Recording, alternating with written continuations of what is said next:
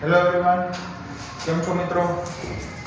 તો પ્રીવિયસ લેક્ચરની અંદર આપણે જોયું હતું પ્રોટોન, ન્યુટ્રોન અને ઇલેક્ટ્રોનની સંખ્યા વિશે, રાઈટ?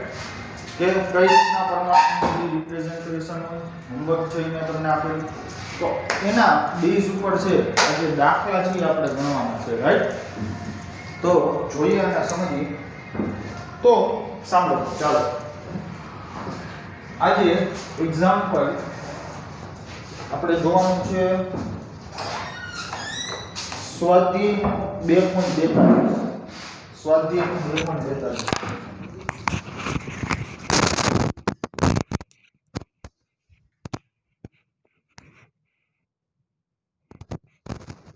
જો ધ્યાન શું કહે છે રકમ એવું કહે છે કે દળ ક્રમાંક 81 વાળું તત્વ પ્રોટોનની સરખામણીમાં 31.7% વધુ ન્યુટ્રોન ધરાવે છે. 31.7% વધુ ન્યુટ્રોન ધરાવે છે, રાઈટ? તો સમજીએ. તો પરમાણુની સંજ્ઞા દર્શાવો. તો કયો પરમાણુ છે એના વિશે છે એ આપણે કહેવાનું છે, રાઈટ? તો સમજીએ, ચાલો. દળ ક્રમાંક 81 એ જે છે એ તમને આપ્યું છે 81. હવે એ એટલે શું થાય તમને ખ્યાલ છે? એ એટલે થાય મિત્રો પ્રોટોન અને ન્યુટ્રોનની સંખ્યાનો સરવાળો, ન્યુક્લિયોન્સની સંખ્યાનો સરવાળો, બરાબર? તો એ બરાબર શું થશે? અહીંયા 81 છે એટલે એ બરાબર પ્રોટોન પ્લસ ન્યુટ્રોનની સંખ્યાનો સરવાળો, કે જે છે એ તમારી પાસે છે 81, રાઈટ? હવે તમારે શું દર્શાવવાનું છે? પરમાણુની સંજ્ઞા. પરમાણુની સંજ્ઞાનો મતલબ શું થાય કે કયો પરમાણુ છે એ તમારે કહેવાનું થશે, બરાબર? ચાલો તો જોઈએ. હવે પેલી અને મહત્વની વાત એ કે ન્યુટ્રોનની સંખ્યા છે એ શું તમને ખ્યાલ છે? તો કે ઈ નથી ખબર. પ્રોટોનની સંખ્યા ખબર છે? તો કે ના, એ નથી ખબર. પણ તમને હિન્ટ એવી આપી છે કે પ્રોટોનની સરખામણીમાં ન્યુટ્રોન 31.7% વધારે છે. પ્રોટોનની સરખામણીમાં ન્યુટ્રોન 31.7% વધારે છે. રેડી? હાલો તો જોઈએ આગળ. હવે એક કામ કરીએ તો પ્રોટોનની સંખ્યા છે x ધારી લે. ધારો કે પ્રોટોનની સંખ્યા બરાબર x, બરાબર? 10માની જે તમે મેથડ છે યુઝ કરતા એના વિશે જે આપણે વાત કરવાની છે. ઓકે, તો હવે ન્યુટ્રોનની સંખ્યા છે એ કેટલી થશે? ન્યુટ્રોનની સંખ્યા તો કે ન્યુટ્રોનની સંખ્યા બરાબર પ્રોટોનની સંખ્યા કરતા, આ પ્રોટોનની સંખ્યા કરતા 31.7% વધારે છે. પ્રોટોનની સંખ્યા કરતા 31.7% વધારે છે. અને આમ લખી શકાય, પણ અહીંયા ટકાવારી છે. જો મૂલ્ય કરવું હોય 100 વડે ભાગવા પડે. તેથી x પ્લસ 31.7 એને ભાગ્યા 100 ઇન્ટુ એક્સ, બરાબર?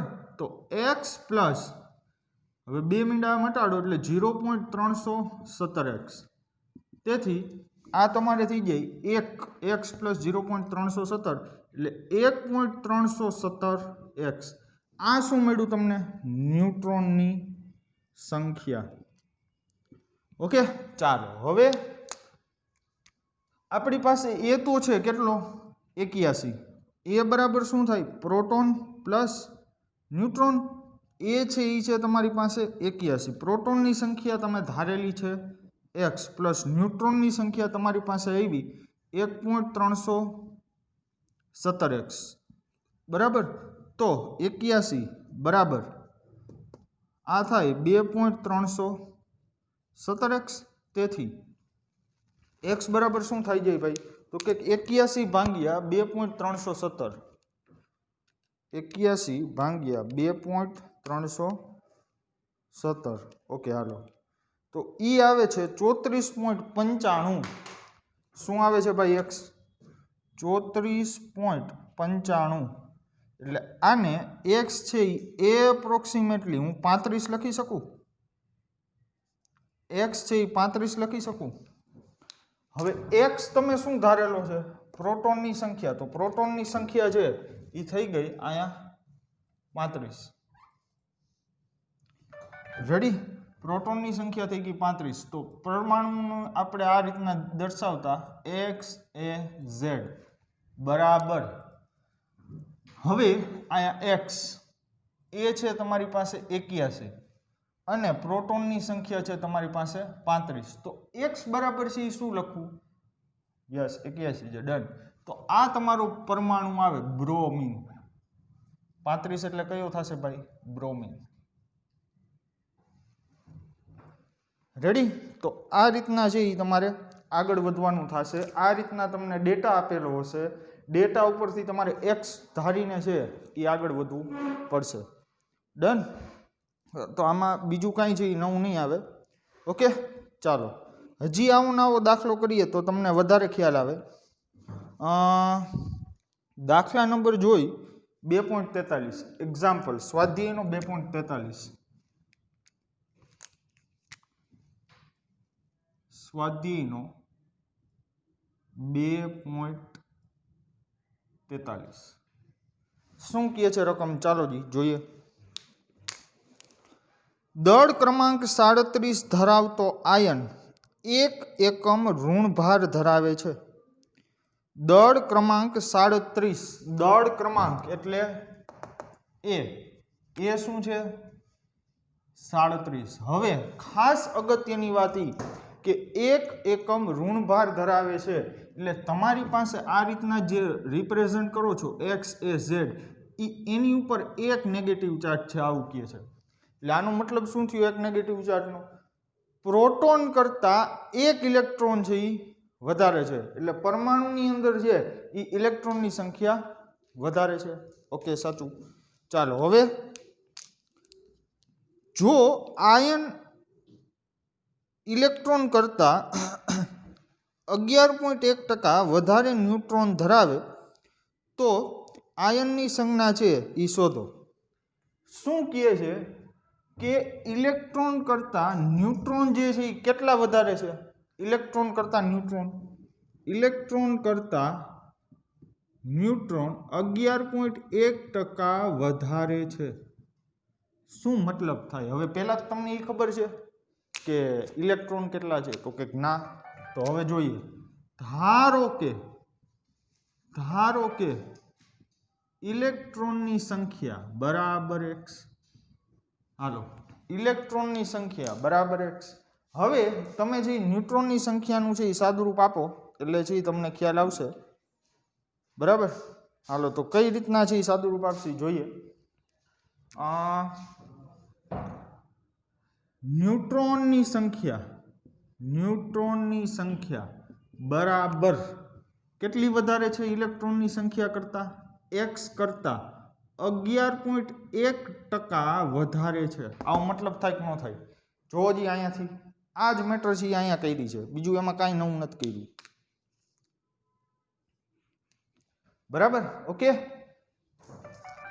તેથી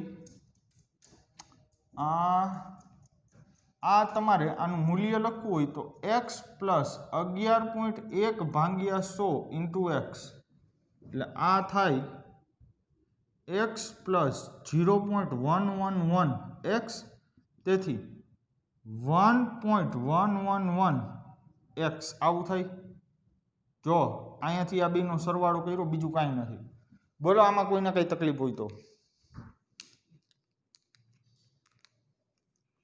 બરાબર? ઓકે, ચાલો. વધારે કોણ છે? વધારે ઇલેક્ટ્રોન કરતાં ન્યુટ્રોન છે 11.1 વધારે છે અને ઇલેક્ટ્રોનની સંખ્યા છે અહીંયા તમે જોઈ શકો છો એક વધારે છે. હવે કોના કરતાં એક વધારે છે એ જોવો જી.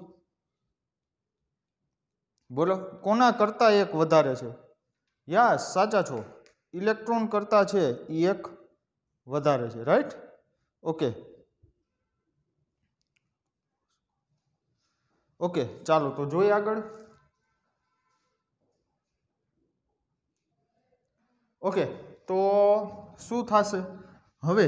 તેથી પ્રોટોનની સંખ્યા બરાબર પ્રોટોનની સંખ્યા બરાબર શું લખશું વિચારો ઇલેક્ટ્રોન કેટલા ધાર્યા x જેટલા પણ પ્રોટોનની સંખ્યા તો ઇલેક્ટ્રોન કરતાં ઓછી છે ને એટલે એનો મતલબ ઇલેક્ટ્રોન વધારે છે કેટલા x - 1 જેટલા સીધી જ વાત છે હું તમને એમ કહું એક પરમાણુ છે એમાં 10 પ્રોટોન છે અને 11 ઇલેક્ટ્રોન છે તો આનો મતલબ શું થયો ઇલેક્ટ્રોનની સંખ્યા છે એ વધારે છે તો આ જે કાંઈ પણ x પરમાણુ હશે એની ઉપર કયો ચાર્જ હશે માઇનસ ચાર્જ હશે કેમ માઇનસ ચાર્જ એક ઇલેક્ટ્રોન વધારે છે એક ઇલેક્ટ્રોન વધારે છે તો પ્રોટોનની સંખ્યા આના કરતાં એક જેટલી ઓછી થઈ ને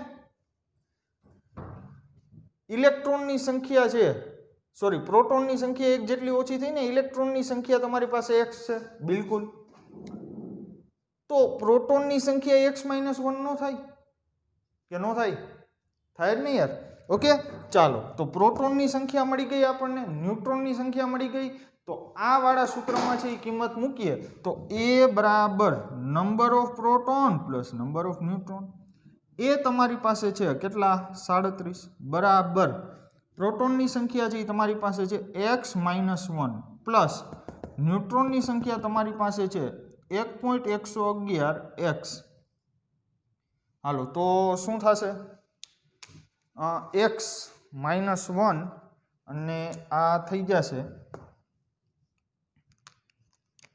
1 ને 1 2 એટલે 2.111x - 1 37 રાઈટ ચાલો આગળ જોઈએ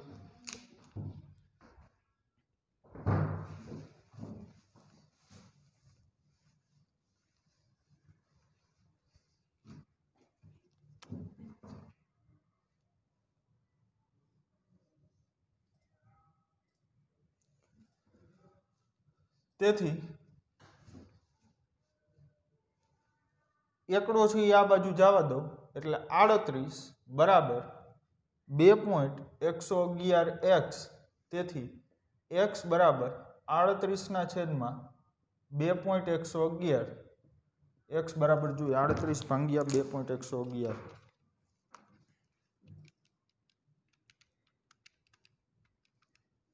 ઈ આવે છે તમારે 18 પૂરા 18 બરાબર x બરાબર શું આવે છે 18 તેથી ઇલેક્ટ્રોનની સંખ્યા x બરાબર તમે શું ધારેલું છે ઇલેક્ટ્રોનની સંખ્યા બરાબર 18 પણ પ્રોટોનની સંખ્યા કેટલી થાય પ્રોટોનની સંખ્યા થાય x - 1 તેથી 18 - 1 કારણ કે x બરાબર 18 મળ્યા એટલે 17 પરમાણુ ક્રમાંક કોનો થાય યાદ કરો x a z બરાબર અહીંયા 17 એ છે તમારી પાસે 37 17 પરમાણુ ક્રમાંક થાય ક્લોરીન પણ અહીંયા તમે એક મિસ્ટેક કરો છેલ્લા બધું મળી ગયું અહીંયા તમે નેગેટિવ ચાર્જ મૂકતા ભૂલી જાઓ બરાબર તમે ભૂલી જાઓ એટલે આ ખાસ વસ્તુ ધ્યાન રાખવી એક ઋણભાર વધારે છે એટલે આ વસ્તુ તમારે જોવી પડે બોલો સમજાણું ફરીથી એક વખત છે રેપિડ રિવિઝન છે એ તમને આપી દઉં એ તમને 37 આપ્યો છે પ્રોટોન અને ન્યુટ્રોનની સંખ્યાનો સરવાળો તમને શું કીધું કે ઇલેક્ટ્રોનની સંખ્યા કરતાં ન્યુટ્રોન પરમાણુની અંદર ઇલેક્ટ્રોનની સંખ્યા કરતાં ન્યુટ્રોન 11.1% વધારે છે હવે ઇલેક્ટ્રોનની સંખ્યા કેટલી છે એ નથી ખબર ને ન્યુટ્રોનની સંખ્યા કેટલી છે એ પણ ખબર નથી તો અહીંયાથી છે એક કામ કરીએ કે ઇલેક્ટ્રોનની સંખ્યા છે એને ધારી લઈ શું x ઇલેક્ટ્રોનની સંખ્યા ધરાઈ ગઈ હાલો x પણ આ હિન્ટ આપી છે ને કે ન્યુટ્રોનની સંખ્યા 11.1% વધારે ઓકે તો ન્યુટ્રોનની સંખ્યા x પ્લસ 11.1% x આ તો તમે 10મામાં આ કેમ લખ્યું એ તમે શીખી ગયા રેડી આવું લખી શકાય તો અહીંયા ટકામાંથી મૂલ્યમાં ફેરવા આ બેનો સરવાળો કર્યો જો આ સરવાળામાં લોચા પડતા હોય તો એ શીખડાવવો અહીં એક x લખી શકું કાંઈ ન હોય તો 1x પ્લસ સોરી અહીંયા 1x પ્લસ 0.111x એટલે 1.111x થાય આ બેનો સરવાળો અને હાવ કાંઈ ન ખબર પડે તો તમે કોમન કાઢી શકો છો x આ બેમાંથી તમે x છે એ કોમન કાઢો તો આવું થાય x કોમન 1 પ્લસ 0.111 તો 1 પ્લસ 0.111 એટલે 1.111 થાય ઇન્ટુ એક્સ લખી શકાય. સરસ. તો પ્રોટોનની સંખ્યા x-1 શું કામ કર્યું એ મેં તમને એક્સપ્લેન કર્યું.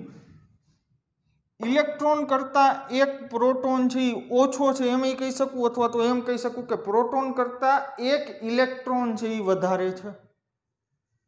10-11 વાળું મેં તમને ઉદાહરણ આપીને છે એ સમજાવ્યું. એટલે x-1 કરી પ્રોટોનની સંખ્યા, એ બરાબર પ્રોટોન પ્લસ ન્યુટ્રોનની સંખ્યા ઉપરથી x ગોઈતું, ઇલેક્ટ્રોનની સંખ્યા ગોઈતી, પ્રોટોનની સંખ્યા ગોઈતી અને છેલ્લે પરમાણુની સંજ્ઞા. બોલો આમાં કોઈને કાંઈ જે પ્રોબ્લેમ હોવો ન જોઈએ. બહુ ઇઝી છે, બરાબર, બહુ ઇઝી છે, રાઈટ. તો મિત્રો આવો જ એક દાખલો છે એ છે તમારો સ્વાધ્યાયનો 2.44. સ્વાધ્યાયનો 2.44 એ તમને હોમવર્કમાં આપું છું. સ્વાધ્યાયનો 2.44 બરાબર. ન થાય તો મને કહેજો, હું તમને છે એ શીખડાવીશ, ચિંતા ન કરતા. રેડી? તો મિત્રો અહીંયા સુધી છે એ રાખીએ. આ એક મેથડના દાખલા છે એ પૂરા કર્યા. આ વાતમાં કાંઈ દમ નથી, સાદું રૂપ લાંબુ છે એટલું જ. રેડી? તો અહીંયા સુધી છે એ અટકાવું છું. મળીશું નેક્સ્ટ લેક્ચરમાં. ત્યાં સુધી આવજો.